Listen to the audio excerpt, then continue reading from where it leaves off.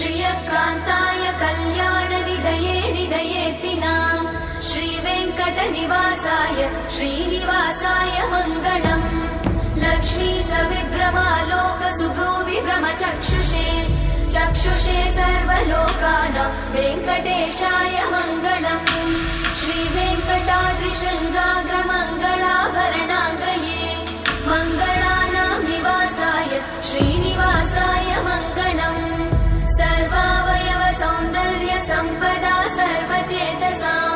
सदा सम्मोहनायास्तु वेङ्कटेशाय मङ्गलम् नित्याय निरवध्याय सत्यानन्दचिदात्मने सर्वान्तरात्मने श्रीमद् वेङ्कटेशाय मङ्गलम् स्वतः सर्वविदे सर्वशक्तये सर्वशेषिने